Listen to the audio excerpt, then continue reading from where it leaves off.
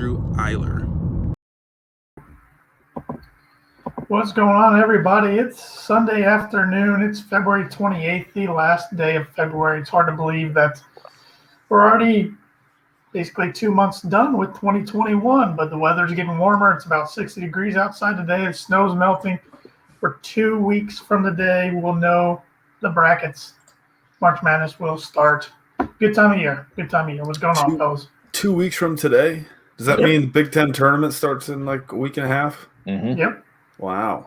I think is it next Sunday is like the last official day of the season? Yeah, Purdue's last game is Saturday. Yep. Yeah. Purdue's got 2 games left, Wisconsin and Indiana, unless they need to make up the Nebraska game. But when would they do that? Yeah, I suppose Monday? You could do it the following Monday.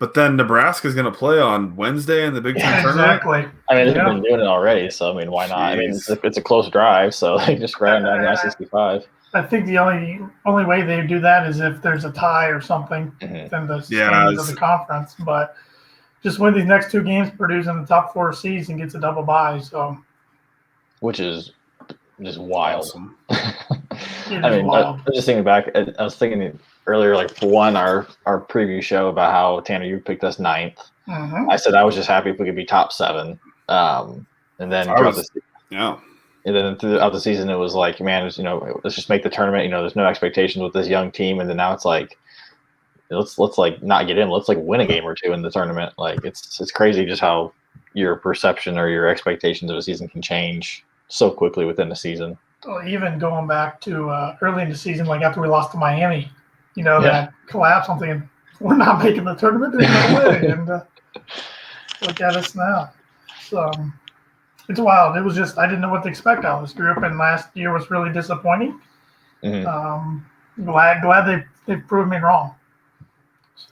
There's just a lot of growth. It's been fun to watch. Yeah, it's been fun to watch. It's been. I think you expect it. It's typical of Painter teams. Of usually we get better as the season goes on, and then it was with this year being shortened a little bit and starting later. It definitely showed up later than we're probably used to. But I feel bad for ever doubting it, but. Today, I'm glad we proven wrong, like you said, Tan. Yeah, absolutely. And Evan, you tweeted our group the other night saying you love this team, and Andrew, you just mentioned how fun this team is to watch. You're right; they're a very easy group to root for. Mm-hmm. Mm-hmm. Yeah, there's a lot of fun players, and they seem like a really good group of guys. Listening to interviews or whatever, it doesn't sound like there's any sort of drama. Like there might have been. I'm not sure what was going on last year, but I feel like there had to have been something going on, just because I feel like it was. There's some disconnect within the team, but yeah, you can tell these guys love to play with each other and love being around each other, and I think that definitely obviously helps.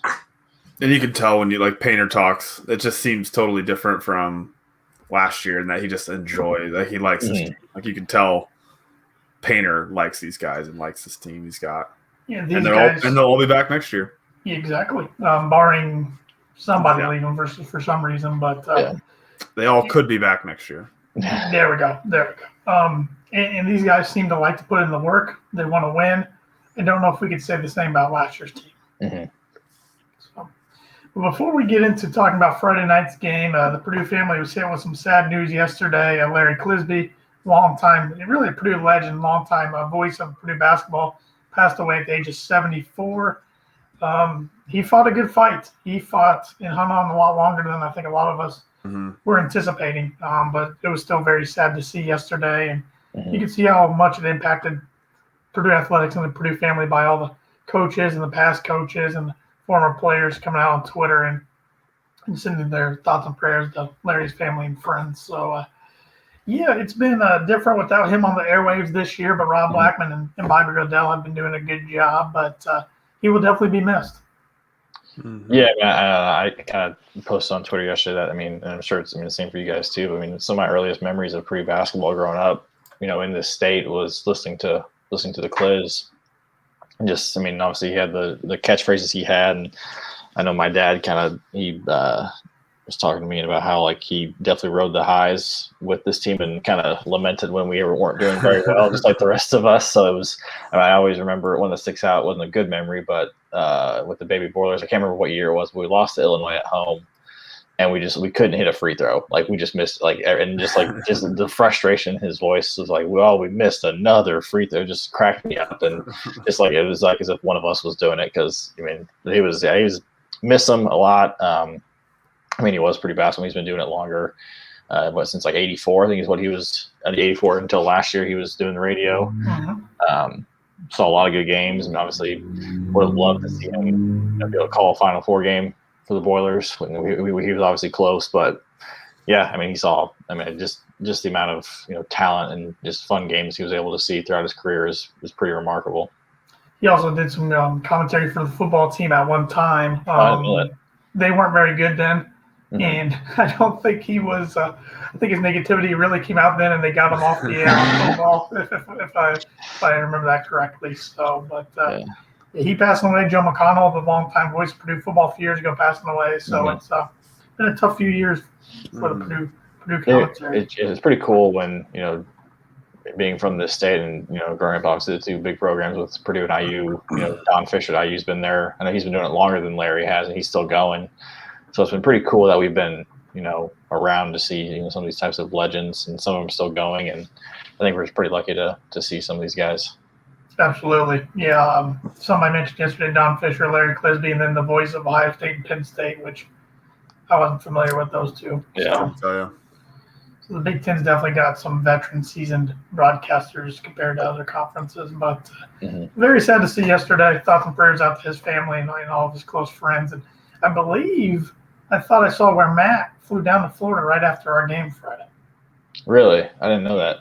I didn't see that. But maybe whoever said that might have been mistaken, but somebody did post that somewhere. Yeah, I wouldn't be surprised. I mean, you can definitely tell Matt and Larry had a really good relationship. I know Cliz, when listening to the Boiler Ball podcast, when Cliz was on it, would always talk about. I mean, it always seemed like him and Payne really good chemistry. And I mean, obviously he's covered Painter his entire, obviously his playing days, and then to him being on the coaching staff to being the head coach. So I think, it's definitely one of those things. I mean, it was pretty evident back when they announced that Larry had cancer, and they had the GoFundMe. Or it might have been GoFundMe, but it was one of those fundraiser websites, and Painter covered the entire cost himself. Like he just did. Obviously, they were getting more donations, but the fact that he covered it all himself was pretty remarkable. I think it just really showed how it truly is a family, and it's pretty cool to see. Yep, not too many people love Purdue basketball more than Larry did. So. Yeah.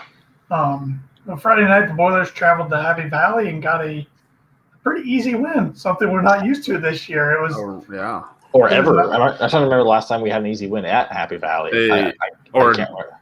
Just a Purdue, unless the last four were decided in overtime going into Friday. Yeah. So I remember. I thought they said all three. Are you saying the fourth, as in like Friday? Kind of is that as the fourth? I thought the last three games before that were all we're all overtime. Yeah. Yeah, it's not an easy place to play. It's just weird. It's weird in a normal year because nobody shows up. And then in the COVID year, and Penn State's kind of scary because they're aggressive and they can just bomb threes. I mean, I think John Harrar, he's a good big man. He just suffers from the fact that he's in a league with the best big men in all of college basketball. Three of the five, was that right? Yeah, five. Yeah, it's crazy, but he's an animal down there, and if they can hit, they just bomb away. They took care of him Friday though. Yeah, they only had like 3 rebounds, I think. Yeah, it was. I think they only had one guy in double figures. A couple guys were close with 9, but no one had. I think Harrar, he had 3 rebounds, and they were all on the defensive end. So when he had like 10 offensive rebounds in the first game. Offensive. I don't know how many in the whole game, but he had 10. Yeah. His career high, I believe, the first game when we played him. Yeah. It was nice to finally get a comfortable win. First comfortable win in the Big Ten we've really had. I know the Minnesota game at home looked like a comfortable win, but we pulled away late. Yeah. It was nice to see the walk-ons finally get some playing time, first time in Big Ten play. A few of them scored, so it was just nice to get a comfortable win, and had a lot of guys play pretty well. That's 2 games in a row, right, that we haven't really had to lean on Trevion. Like, Trevion hasn't been at his – I mean, like, not that he had a bad game against Penn State. I mean, just not his 20 and 12 that when Purdue really needs him to take over, like Michigan State. Yeah, he had 11-5, four assists. That's one steal. It's in any other player. It's a pretty good game, and for him, that's just like, man, it's average, less than average, maybe.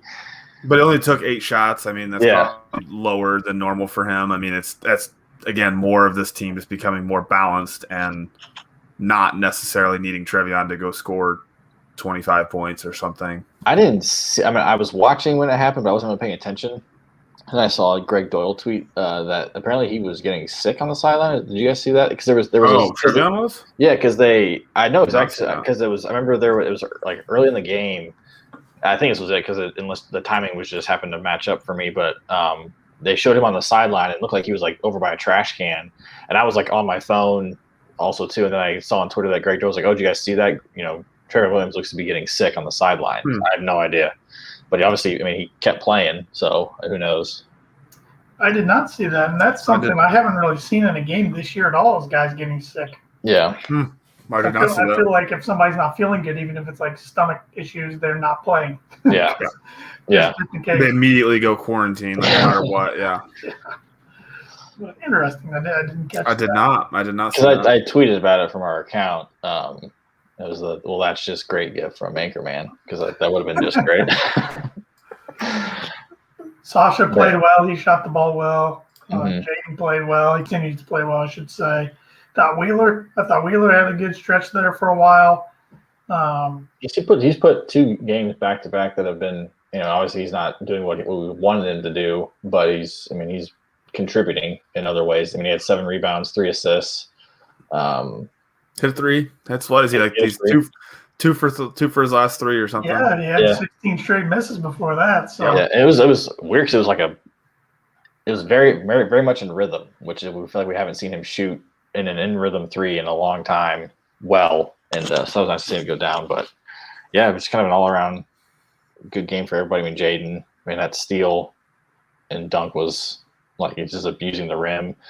I know this was Newman's first game not starting all year. I thought I didn't really notice him much. Early foul trouble, and then he hasn't played well since Minnesota, really, when he went off. He played 10 minutes. Yeah, took 1 shot, had 1 rebound. He had 4 fouls. He had 3 turnovers. Yeah, 2 free throws. He's had some games, not offensively as much impacting. Maybe it was Michigan State or Nebraska, I think, where he just more defensively. I think it was Michigan State after the Minnesota game. Like, he didn't shoot, didn't score all that much, but Painter called him out even. That was one after the game where he got after and guarded really well. But still, so he's playing hard, obviously, but he's gonna have his moments. He's freshman for a breakout game. Maybe it's sometime this week. Hopefully. I was thinking I thought it was gonna be Penn State. I told you guys before the game Newman's hitting 3 threes, and then he gets 2 points. So that was wrong. Yeah, and Sasha played well, being back in the starting lineup. So it'll be interesting to see what 5. I'm assuming he'll go with the same 5. Yeah. It's weird that he switched the lineup because usually Painter's not one to change up the starting lineup unless something goes wrong. We had 1-2 games in a row with the starting lineup as it was with Sasha back. Maybe Sasha was just. Maybe I don't know if it was maybe just a lot of fire under Newman, or maybe Sasha was just doing that much better in practice. I have no idea, obviously. I think Sasha was just playing so well before he got sick. Yeah. And was a little, I don't know. Obviously impacted if you can't practice for 3 weeks. Yeah. And then he kind of got going against Nebraska in the second half. So maybe it was kind of keep him rolling at the right time. So that just helps this team offensively. They have to have a shooter out there. Newman's a good shooter, but not 45% or something like Sasha was before he got sick. Yeah, all good points made. I even thought about said Ivy. Of course, Ivy played well. We already talked about Edie. I thought he played well. He got a little bit of foul trouble here and there, but he's still been the biggest surprise for me this year.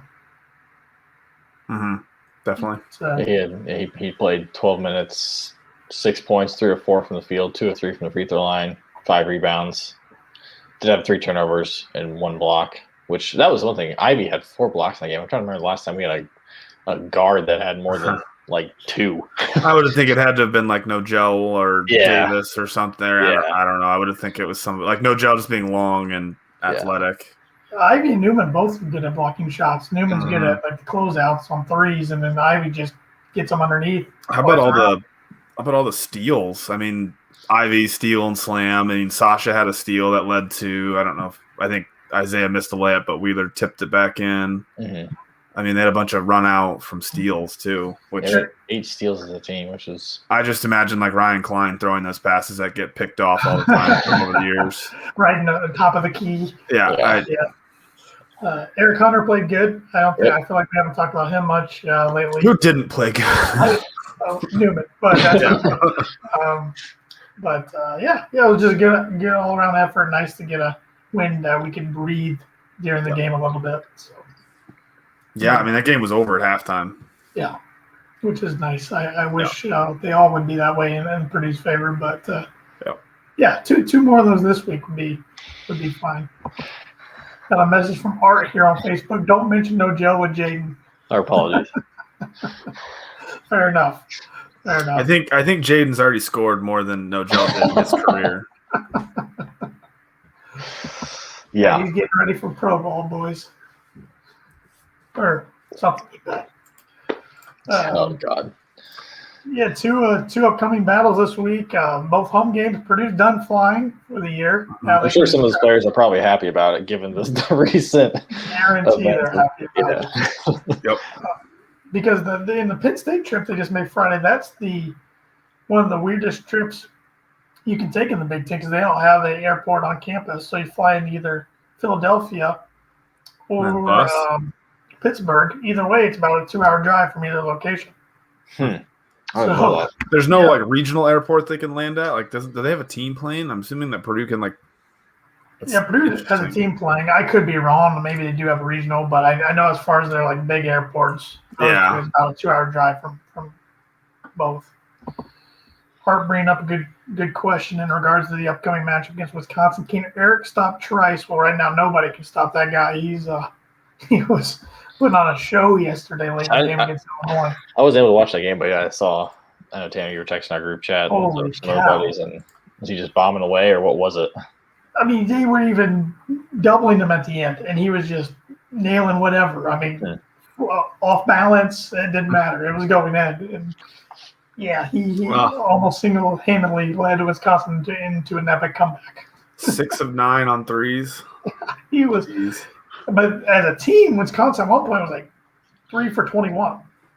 Yikes. Yeah, they ended up 10 for 31, and he was 6 of 9. Yeah, he took over late. So hopefully their cold shooting falls them down south to West Lafayette on Tuesday. Hopefully it doesn't flip. That game's a 9:00. It's a late one. ESPN2 Tuesday night. Tuesday night. Real shame that Brad Davison can't experience the Mackey crowd one more time.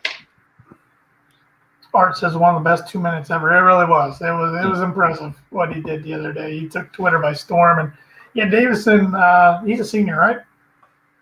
8th year senior, something like that. Yeah, he can come back next year. Yeah, he is a senior. He might as well. He's not playing pro, at least not in the NBA, obviously. Who can Purdue put out there just to like get him to punch somebody and get him kicked out? Like, let's just like Gillis, just like keep bodying him up. I don't know. See if he tries to do something. Gillis will just like break him. I feel like you could put Morton on him because Morton's long and he can move pretty well. I mean, he hasn't got the run that obviously we'd like to see, but why not? I mean, he hasn't played a whole lot. Just get him out there just to piss him off. I was hoping Morton could get some points the other night, being a Pennsylvania guy. Yeah. Playing back in his home state. But what was cool about him was even like at the game, at the end of the game when he was playing with all the walk-ons, he wasn't looking to score, which is, I mean, it's just the way he is. He was looking to pass the ball, and I remember one time he had a ball, he was in triple threat at the top of the key, and I was like, just drive, kid, like just why not? Yeah. But he wasn't. He could have probably taken on those Penn State guys pretty easily, but he wanted to get the other guys their chance, and the bench wanted those other guys to check the ball up while they had a chance. So. Art says Wisconsin's all seniors. Wisconsin fans have to be pissed. Yeah, this is a team that was undefeated in non-conference, and now they have quite a few losses in conference play. So. Not to mention they won the Big Ten last year, or were co-champions, and they're all back. And I mean, I guess they'll all be back next year too, but it's. Didn't we say though that like they were historically? Oh, it was like one of the bad Big Ten champions. Yeah, it was like one of the most laughable Big Ten champions we've seen. But we beat him by about 30 last year, Mackey, and then Kobe King quits. Yep. Yeah, their whole team changed. Yep. Mm-hmm. I don't know. I mean, I'm trying to think who they've all got. I mean, they got him. They got Micah Potter. That's a big guy. Reavers or what's his name? Rooters, something like that. Yeah. I mean, it's pretty typical Wisconsin still. I mean, they've got some shooters, obviously with Trice, but they don't scare me all that much. I mean, they maybe like early. I mean, I go back to the beginning of the year, and I still didn't believe in Wisconsin, even when they were highly ranked. But yeah, I mean, they fooled me. I thought they were good earlier this year, and I looked like a fool. So. Well, I remember where I really started to turn on them was when they played Michigan. It was back when no one really still believed in Michigan, and Wisconsin was kind of like one of the top teams, and Michigan just blew the doors off of them. Like it was like Wisconsin had quit by halftime. It was ridiculous. Mm-hmm. Reavers has gone into hiding. Hopefully, he continues it. Tuesday doesn't come out. Stay on the bus. Quick score update: Maryland is up 43-34 on Michigan State with about 16 minutes left. Mm-hmm. And then Iowa and Ohio State tips off here in about a half an hour. What's Sparty's record right now? Like 12-9 or something. 13-9. 13-9. They win this one, they're probably pretty comfortable, which is wild because they got 3 wins this week. Yeah, they're down 9 right now, so they got to. Because they play Indiana on Tuesday, and they've got back-to-back games versus Michigan, which I can't see them coming within 15 I can see them splitting. Against Michigan? Michigan's freaking good. But they are due to lose another one soon. That's the thing. Maybe it'll be early in the NCAA tournament. Who knows? But they are a really good team. But look at Baylor last night. They finally lost. I think Baylor was coming off COVID protocol, I'm pretty sure. Yeah, they should be used to it. They've had like 4 of them this year. Yeah. But Big Ten games this week. Let's go ahead and pick some. Since it's the last week of Big Ten regular season play, it's crazy that we're already here, but here we are. Monday, Rutgers at Nebraska. Hold on. Who are we picking? We got to start with the afternoon game today. Oh, I thought we did that. No, we did that last week. We did. We can do it again. Ohio State. I think Iowa. Wow. I'm picking Ohio State. Ohio State. Tanner's been calling the Ohio State that they're going to wake up. They're waking up, so I figured he was going to pick Iowa. Yep. February Fran. Come on. They got destroyed Thursday night. Their backup center is out for the year. Yeah. Nunji. He's from Indiana guy. Yeah, it sucks. I think is Young back for Ohio State today, or is he still out? He's hurt. Who cares? Like he's hurting every other week. Yeah, who cares? I think that's your favorite, Andrew. I know that. I think that's Nunji's third injury, season-ending injury, which really sucks for the kid. No, yeah, he's had knee injuries the last. Mm-hmm. This is his third knee injury in 3 consecutive years. Yeah, Nunji. So you're both going with Ohio State, and I'm going with Iowa. Yeah. It is February 28th still. So it February is. That's true. I think we did talk about this game last week because we said this exact February same thing. Glad we're consistent. Rutgers at Nebraska tomorrow. Nebraska got another win over Minnesota last night. I believe as Andrew said last week, who cares about this game? Actually, I don't know. I was kind of interested. Rutgers 9-9 in the Big Ten. 13-9 overall. Yeah, I think Rutgers. The team that's got to be a little disappointed. Yeah. I mean, they had a really solid team last year. Most of them came back this year, and they just haven't played. They were ranked at one point, 6 weeks ago, weren't they? I don't know how high they get. Like 15th? I don't know. In the team somewhere, I believe. Yeah.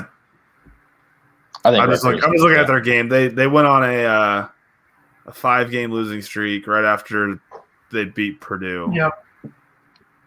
And the weird thing about that 5-game losing streak, they got Ron Harper Jr. back. Mm-hmm. And they started losing. It's like, huh? But they're playing better lately. I think they get it done on the road at Nebraska tomorrow. Mm-hmm. I do as well. They had an absolute dunk fest the other night against Indiana. It was glorious. It turned into a dunk contest. But Rutgers can definitely still be a scary team. I agree with what Art said here. Mm-hmm. It's Geo Baker. I mean, he's one of those guys who can just. Is he still coming off the bench? I haven't watched Rutgers play since they played Purdue, but I don't think he started against Purdue. I think he's back in starting lineup now. Okay, I don't know if he was hurt or what when Purdue played. I didn't think he started. 3 intriguing games Tuesday night. Got number 5 Illinois. This is the rankings as of right now. Number 5 Illinois at number 3 Michigan. It's a real shame that Io can't play in this game or won't play in this game most likely, unless he somehow gets a mask or something. You hope because this is. I mean, did that guy get suspended or anything? No, I don't know. I think Michigan. I think Michigan just is that playing really well, and they're just a different level than pretty much everybody else in the Big Ten. I think right now, which is annoying. I hate it. Yeah, I'm thinking Michigan as well. Indiana at Michigan State. Just kind of like the last time they played, it's kind of one of those like if they have any shot of making the tourney, they probably both teams have to win this game if they want to. 12-12. I think they got to do more than just win this game too. I think they need another win. Yeah, yeah. I think the 2 Iowa wins really helped them out a lot. But I don't think you can finish 3 games under 500 in your conference. And okay, it'd be 500. So if they win this game, then who do they have after? Then they Purdue. So Purdue's going to beat them. So they're going to finish. Even if they win this game, they're 3 games under 500 in conference and 500 overall. Unless just because of the lack of non-conference, the committee might look as like, well, the Big Ten is just so stacked this year. So under 3 games under 500 this league, is probably better than being 500 in the Big East or whatever it may be. I mean, if they're going to get in, then the Big Ten's getting like 9 teams. I agree. Yeah. And we're not accounting for there's going to be some teams that win the conference tournament that aren't supposed to. Right. Bid stealers. But I think Sparty gets it done. I do as well. And then Wisconsin at Purdue. I don't have a line for this, but I would say either. For me, not yet. I think Purdue wins fairly comfortably. I think Purdue. I don't really believe in Wisconsin at all. Yeah, they don't scare me. And I think Purdue is just. I don't know if they're peaking, but they're getting close to peaking at the right time.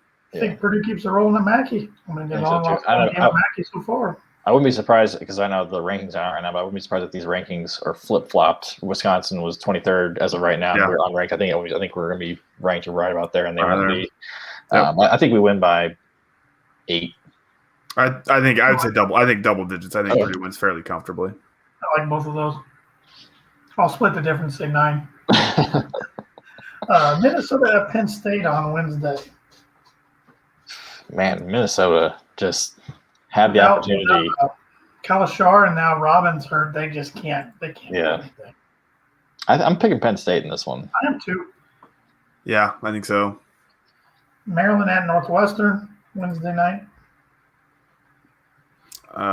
Maryland, probably. Yeah, I think Maryland gets in the tournament. Michigan State at Michigan, round 1, Thursday night at 7. At Michigan, I'm picking Wolverines. Yeah, Michigan, easy. And Nebraska at Iowa, Thursday night at 9. It's not February anymore for Fran, so and that'd be a pretty bad loss. But that'd be an awful loss. Yeah. Senior day at Iowa. No, their senior day is actually next Sunday. Excuse me. No, never mind. But either way, they'll win it. They'll win against Nebraska. Saturday, we have 3 games. Rutgers at Minnesota. I think Rutgers wins this one. I think they as well. I think goes out strong. I think they're too talented, and Minnesota is just free falling. Yeah, I think Minnesota's done. I just put a fork in them. If they can get 2 wins over Penn State and Rutgers, maybe they can get right back there into that bubble talk. But right now, I mean, they're 6-12. They're 6-12 in the Big Ten. I know.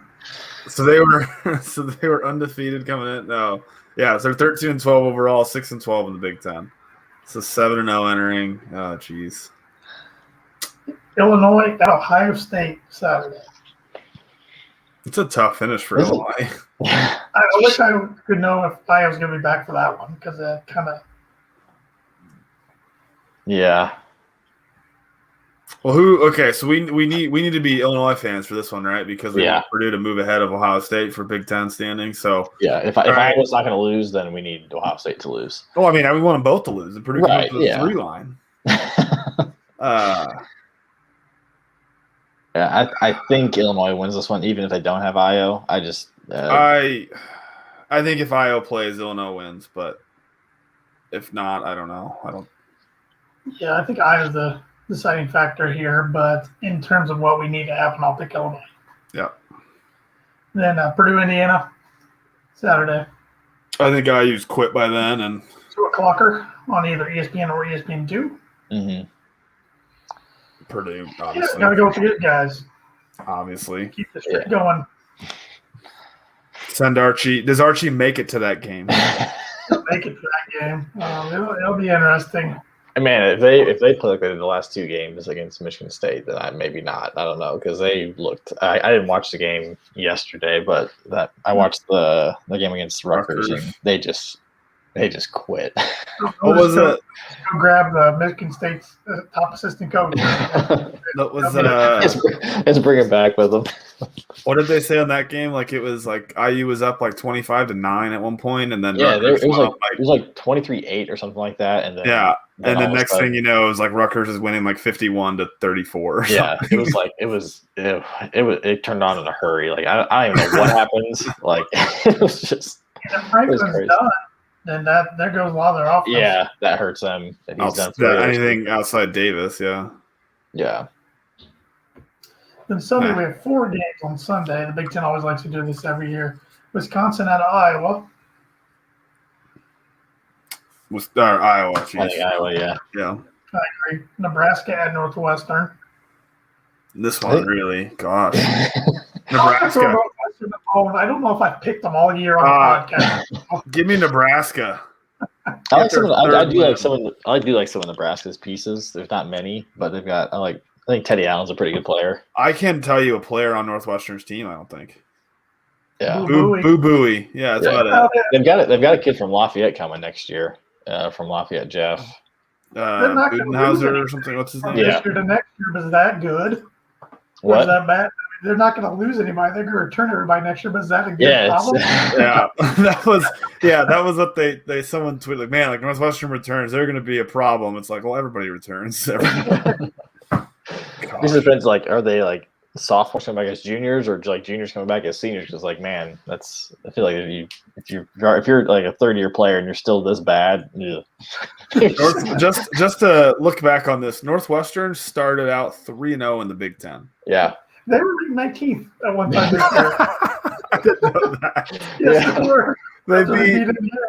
They beat IU. They beat IU, and then they beat Ohio State, and then lost 1, 2, 3, 4, 5, 6, 7, 8, 9, 10, 11, 12, 13 in a row before beating Minnesota this week. They're on a 13-game losing streak. Yeah, Chris Collins, he's lucky that he did some at that program nobody else has ever done. So what do you do? Like, I don't know. Like, I mean, they've essentially locked up their football coach forever, at least until he wants to stop coaching. Yeah. Yeah, I don't know what to do with the basketball program, because it's like he did something that no one else has ever done, but yet he's awful right now. And I realize how long he's been there. He's been there a while. I didn't realize that. Carmody was there forever too. Carmody kept getting closer, but just couldn't get him there. Yeah. Who cares? Yeah, that game truly, like, that viewership for that game is going to be like in Big Ten low in the hundreds. Yeah. See, what will be lower, the attendance at the game or the people watching the game on TV? Well, anybody watching the game will be there because the family will be there. So yeah. Michigan at Michigan State, round 2 on Sunday. I'm still picking Michigan. Yeah, you're gonna pick Michigan State, Tanner, and then Michigan State's gonna get in the tournament. I hate them, but I just think they squeak in the tournament. Art in the comments. And then they're gonna end up in the Elite Eight, and everybody's gonna say Izzo. We've seen it happen. Say Art agrees with you, Tanner, in the comments. He thinks State will beat Michigan at least once. Art's a smart guy. Nope. He says new term next year, COVID freshman. Yeah. Yeah. What about go to his comment above that one? It's a good. Jaden's upside close to Io's. I don't know how good a shooter is Io. Let's look at Those that. moments. I mean, do you think Ivy is gonna can be like a I think he'll get better. He'll become. I think he'll get better than this year, but he's always gonna be a drive guy. Yeah, I don't think like Carson Carson had this huge jump where he just all of a sudden was just would get on fire like he did the NCAA tournament, obviously. But Carson was a shooter. Yeah. First. Io is shooting 48.6% from the field this year and 40% from three. Pretty good. Okay, yeah, he's pretty good in 22 games. It is too bad for him. His case for Big Ten Player of the Year is probably shot now with his injury. Yeah. Which he's. I mean, if his upside is that much, I mean, holy crap! That could be. Yeah, I would take that in a heartbeat. But even if he can get close to it, it's still really good for us. I don't know if he'll ever be that great of a shooter, just because it's not in his. I mean, it's just like you said, you guys were saying he's more of a driver and a scorer that way. But I mean, hey, if you can get close to it, I will take that in a heartbeat because Io is a killer. It's interesting right now. All the mock drafts for the NBA, barely any of them have Big Ten guys going in the first round at all. Most of them are going in the second round. The highest guy in about all of them is Wagner. Wagner, yeah. What do they have Io going? Second round. Really? Kofi late second round. Does that mean he's going to stay? I don't know. I mean, does anybody else like Trent Frazier or yeah? Well, I mean, Io went through like the senior day stuff yesterday. He's not coming back. Question mark, but I don't think he can get any better in college. No, I mean, the only way is if he could do it this year if Illinois makes a deep run and he's just, if he's like the driving force, kind of like a Darren Williams or D Brown type of player for them, like they had back in whenever that was. 4-05-ish. Yeah. Art's asking, will the all Big Ten team be Io and four bigs? Do they do positions? I thought they did.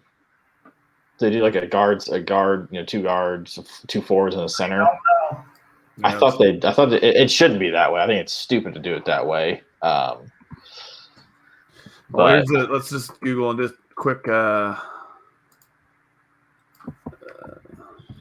I mean, it really could be. It could be Iowa and Garza, Kofi, Travion, and Jackson Davis. I forget who Brian Newbert put on his first team.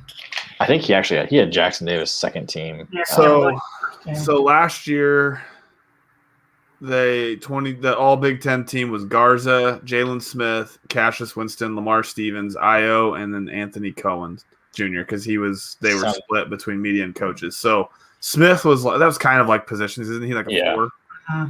Garza. So then and then the guards, and Stevens is like a 3. Yeah. /4, kind of like a big guard, but you can play 2 through 4, really. Yeah. And then Cassius and Io, obviously, and Cowan a guard too. So EJ Liddell is probably gonna make first team. That's who Newbert had instead of Trace Jackson Davis. Yeah. He had, I think. Yeah. He had Trevion. He had all the bigs. Yeah. I mean, it really could be. I mean, like Art says here, he's got Livers. I mean, Livers is pretty freaking good too. Yeah, it's crazy because I don't even. He's not first team, but Marcus Carr's pretty good. You don't even think about Livers on Michigan. It's all I hear about is Wagner, Dickinson. Yeah, Wagner. Yep. I don't even think about. Because I don't watch Michigan. Yeah, the number one class coming in next year. Yeah. Enjoy. Last game on Sunday, Penn State at Maryland. I think Maryland just because they're trying to they need that win just to because won't be a great loss if they lose. I mean, Penn State's obviously good, but in terms of just the net ranking and all that wouldn't look good for them. I agree. I'm taking Maryland. I think I'm surprised what Maryland's done as of late, to be honest. Mm-hmm. So. Mm-hmm. Let's see here. Why don't you hit up with a sponsor here, Webby? All right. We're happy to announce that the Bullet Breakdown is brought to you by Mad Mushroom. Mad Mushroom has been serving Boilermakers since 1993 and located in the heart of West Lafayette and is known as the home of the original cheese sticks. Whenever we like to visit, we like to sit down, have an ice cold beer while enjoying their latest pizza of the month. And since we're recording this in February, but most of you are listening probably after March 1st. New pizza of the month this month is spaghetti and meatball. It's their signature pasta sauce topped with spaghetti noodles, meatballs, mozzarella cheese, and finished off with garlic and Parmesan crust. Next time you're in town, stop in and tell them the Boiler Breakdown sent you for $5 off any order over $20. Any Boiler Breakdown listener can also use the coupon code BREAK5, that's all caps, BREAK number 5, to claim their discount online at madmushroom.com. Mad Mushroom, feed your head. Got some football news I did not see. Tom Dienhart's reporting that he reported this yesterday, but I'm just now seeing it. Nate Dennison has been named the new director of recruiting, taking Aaron Hodges' place. Wide receiver coach DeMarcus Shepard's going to be the recruiting coordinator for the coaches. Defensive line coach Mark Hagan is the defensive recruiting coordinator. And running backs coach Chris Barclay is the offensive recruiting coordinator. I did not see that. I saw the news about Dennison. I didn't know about the other kind of little upgraded position or upgraded, I guess, titles for those guys. I didn't. Yeah, well, I mean, I didn't know if Shepard wasn't already like the kind of the recruiting. It seemed like he kind of was as far as the coaches, that he was more involved. So I don't know if that was a change or if that was if they're, I don't know. I didn't know if that was a new position or what, but makes sense. I mean, he seems like he's, and everything we hear about Hodges being a great recruiter, so get him going quick. Speaking of football, I have some notes from Jeff Brom's little press conference yesterday after their first of 3 scrimmages they're going to have there in the spring. Here's a few notes that Dienhart had listed down on Gold and Black. Mackey and Trice have had good camps. Gio Howard was doing well, but got hurt. A lot more injuries are springing up again. Oh my gosh, they're all like, everybody's hurt. Yeah. The Stennis safety, Allen and Grant are. That's just his R. King has shown up. King hit a little banged up today. Another one. At linebacker, Brothers has stood out. Alexander is out. George Karlaftis and DeMarcus Mitchell have done well. Lawrence Johnson got hurt and is out. Joe Anderson has showed the staff some things. Need to make strides on the interior of the D-line. Garvin has been out, hurt. Hartwig is playing center. Witt at right guard. Holstig at left guard. Lawn at left tackle. Monette at right tackle with Eric Miller out hurt. Washington's rotated in at guard. Jornigan too. Jeff was not happy with the kickers and punters. They put in a lot of work into it yesterday, I guess. Field goal and PAT emphasis yesterday. Not a good day. Well, I mean, who are the kickers? Are they all walk-on kickers? I know it's like Dellinger's brother. I thought there was one that was on scholarship. But I can't think who it is. All right, of the kickers I remember talking about, I was like, There's I think a bunch of them. It seems like they have a bunch of kickers. Yeah, but only one of them had. I don't think any of them kicked the field goal, but only one of them kicked off like 2 or 3 times last year. Ron English is running all the secondary with Poindexter gone. That's something we did. I don't know if we hit on that last week, or is that? I think it happened. I think it happened after. Anthony Poindexter had been the long time co-defense coordinator at Purdue. Left for carryover at Penn State. So, carryover from Brom's first defensive staff. So was that 100% defensive turnover this year? Was it all of it turnover? I believe I think so, yeah, because the defensive line coach went to Illinois. Yako, Brown. Yako got let go. Brown got let go. Brown got let go. Yeah, must be. Yeah. Which it was too bad to lose him, but at the same time, maybe it's a good thing. It was kind of odd because I mean we've been complaining about the defense for the last couple of years, and it was always Holt or Diaco. I mean, obviously the defensive coordinator, but Poindexter was kind of immune to that criticism. I mean, but Brown got a bunch, yeah. Art said he's got to go watch State lose to the Turtles. That'd be nice. What's the score? Thanks for tuning in, Art. Appreciate it. Let's see here. We got also, to finish up these notes real quick, lots of candidates for Poindexter's job. No rush in filling it. Yeah, just take your time. Do it after. Yeah, I don't think we're going to see that until well after spring ball. I think we're going to see that, maybe late spring, early summer. Obviously before probably the guys get to campus. Aiden O'Connell's limited, which we knew that, so all the other quarterbacks are getting more work. David Bell's not participating, wants to heal from injuries. I did not know that. That's the first time I read that. Milton Wright is out hurt. Got hurt early in the spring. TJ Sheffield has emerged. Sounds like Anthrop will get carries, and Malik Carr has looked good so far. Good to hear about Malik Carr. I know we were excited for him last year, and he didn't. I mean, all he did was get time on special teams.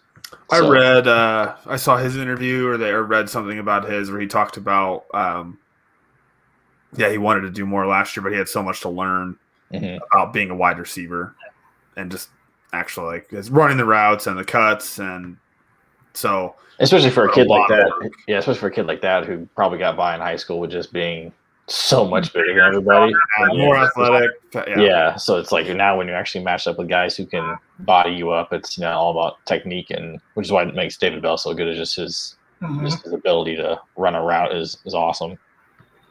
Where do you guys think? And this is a question we can revisit.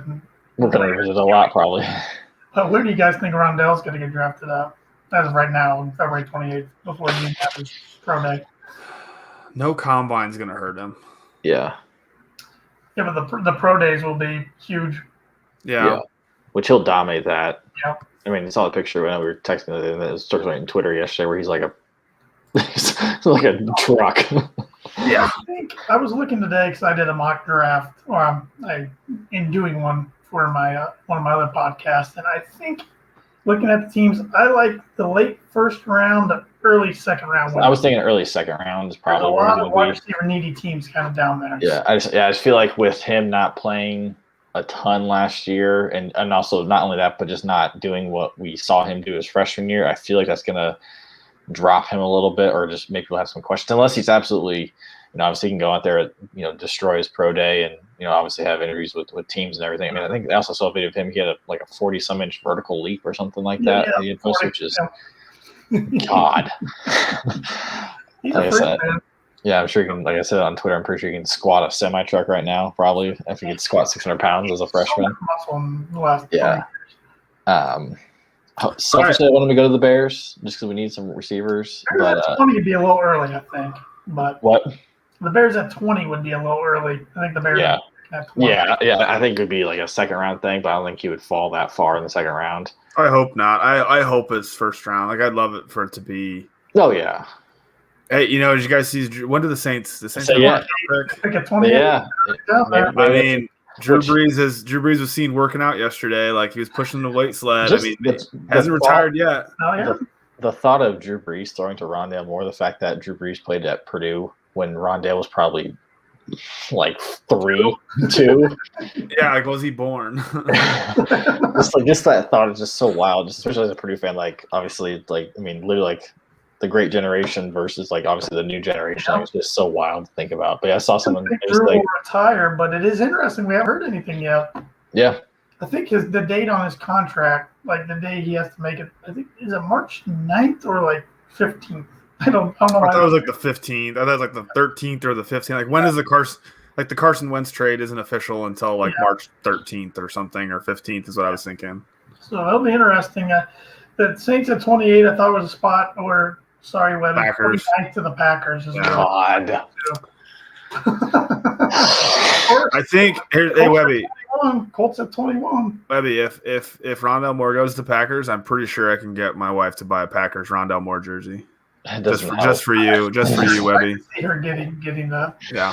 Who's the jersey she bought this year? She got Darnell Savage. Yeah. I didn't. I don't know. She picked cool. That one, and then the day it came, the Saturday it came, she wore it on Sunday, and he had 3 picks the next day. I was like, I had no idea who he was, and then he has 3 interceptions too. Yeah, stupid. And I was like, all right, I guess he's pretty good. Yeah. Aaron Rodgers would like Rondale Moore.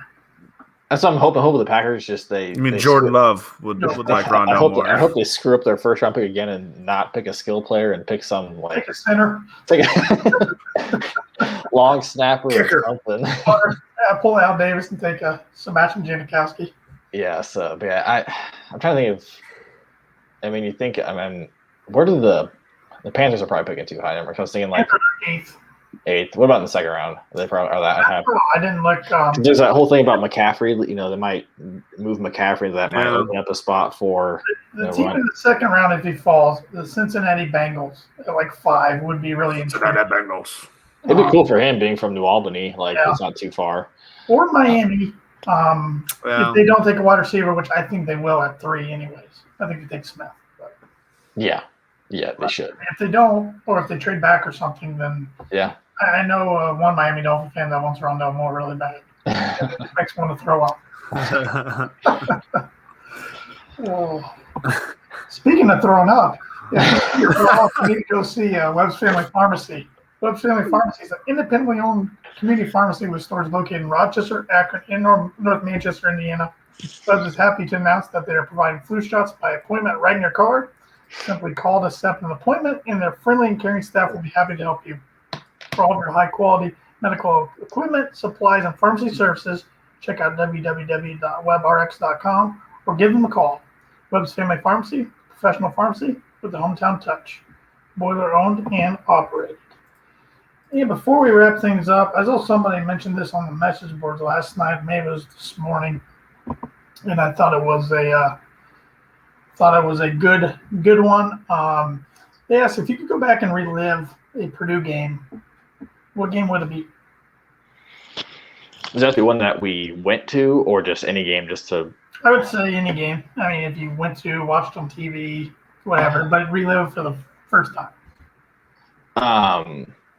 Probably I didn't go to this game. I know, Tanner, you did, and I'd love to do it just to be. I'd like to go to it now as adults so I could appreciate it. But to clinch the Rose Bowl, that'd have been cool. The game I like to relive. Man,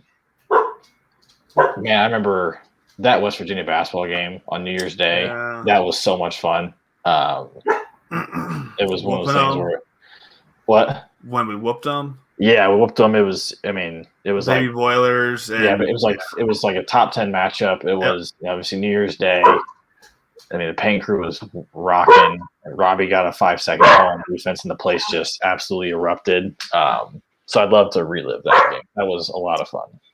I agree. I want to pick one of I can't think of a year, but just like one of the Baby Boiler years, probably when IU was down and Purdue just whooped them. I don't have a year in mind, just one of those games. I was thinking Tennessee, for like the Tennessee in the NCAA tournament. Ooh, yeah, just to be when they just went, when Carson and Klein just went berserk. Yeah, that's a good one. I was thinking back to the Ohio State game when Ejuan and Juwan's senior year, is because Mackey was just so loud. I'm pretty sure I was at that game. I honestly can't remember. But that was loud. Or what about Michigan State? 2009, right before the barn disaster when Purdue just destroyed Michigan State, and at that time, had the high feelings God, Purdue's going to be number 1 in the country. Purdue's peaking right now. The Final Four. It must have been 2010 because that was the year the Final Four was in Indianapolis. Yeah, and just the feeling after that game was holy crap, Purdue's the best team in the country. Yeah, and I'll piggyback on that one. And I know Evan and I both missed at least 3/4 of this game because of National Honor Society stuff. I was a senior in high school. Evan was a junior. We played at Columbus that night. It was 5 against number 7, and we won. Because if you remember right, Buford was going for a layup, and Kramer came out of nowhere and blocked it. And then a clean look to, I think, tie it up, and he missed. Yep. I thought, we're going to win it all. This is it. We were on a roll, and then because they had beat us earlier that year when Robbie hit a million threes. Yep. I'm this is our year. And then about a week, 2 weeks later, it came covered. Outside of basketball, if you had to pick football and not the Rose Bowl clinching, holy Toledo, what would I don't know. I can't think of many. Notre Dame in 04, man. At Notre Dame. Let me live that up. Yeah, that's a good one. Yeah. Yeah, the Orton, the Stubblefield. Yeah. I was going to say that one. I didn't think about that one, but the one that came out was just the Tyler Trent game was so cool. True. That was obviously leading up to it. You had the whole story, and I remember just a different energy in that game going to the game. It was really cool. And then as the game kept going, I know just being in the stands, it was okay.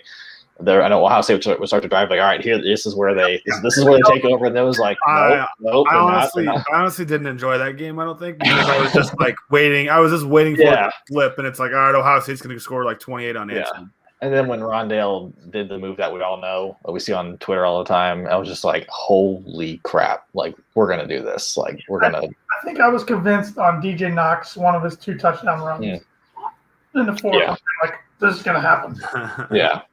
I'm getting goosebumps thinking about that night. Yeah. To say the Notre Dame game, I know, Tanner, you were at that game. I was home watching it, but I'd love to be at that game. I just hate them so much and still do. Yeah. And we haven't played them forever.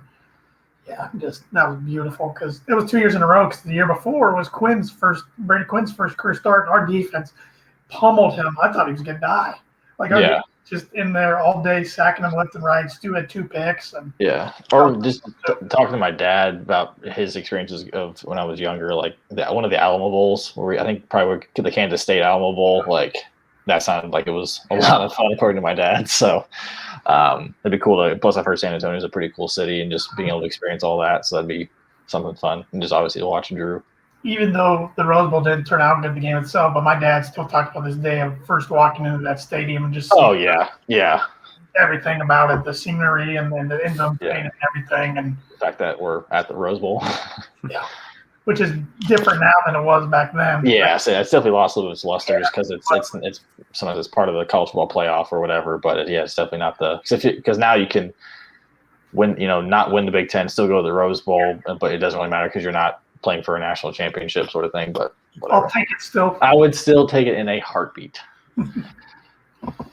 Yes. So,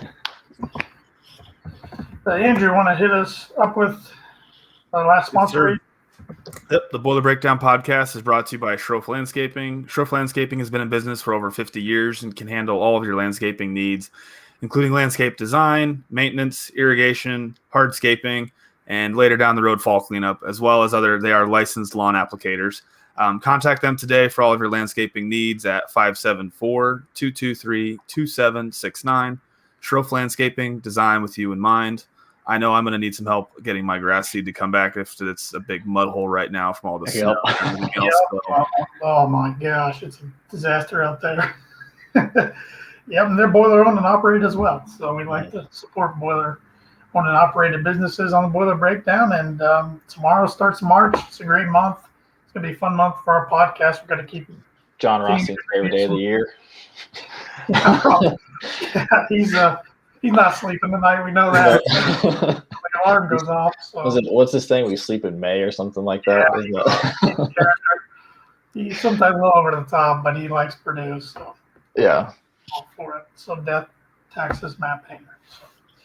Another fun one, and we'll continue to bring you content hopefully throughout the whole month of March. April. You mean into April? April. Yeah. April. We'll just do it live. We'll do an episode live from the Final Four and Purdue's there. So from Hinkle Fieldhouse in the Sweet 16 or something. Yeah. There we go. I guess, where do you guys think that we'll end up playing in the tournament? I've been saying now we're safely in the tournament. Now we can. Where? The farm? No, it's the farm. Farm Bureau. Yeah, the Farmers Coliseum. Yeah. I would love to see him in Hinkle. I want to see him in Hinkle so badly because I was not getting Mackey. I don't think they'd put us in an assembly just because we right there. It's an advantage, whatever they want to call it. I don't want to be at Banker's Life. I don't want to be at Lucas Oil. That's the one that scares me the most. Which Banker's Life or Lucas Oil? Well, I haven't seen us play Lucas Oil before. I know we can. Yeah, but I would love to see us in Hinkle, but the Farmers Coliseum, I think is. For some reason, I'm like, where did you get that one? I don't know. Yeah. But. It'd be interesting. Yeah. I don't like the fact, kind of final thoughts here, that this is probably the most confident I've been going into a game against Indiana, and I don't like that feeling because I feel like that's when the shoe's going to drop. But. This thing's going to end eventually, and I'm going to get it thrown in my face, and I'll deserve it, and I will deserve it. But hopefully we can ride it out for a little longer. Yeah. Give them the summer to think about it. Yep. Let's boiler up, hammer down, and beat the Badgers and those Hoosiers from down south. Yes, sir. Boiler up.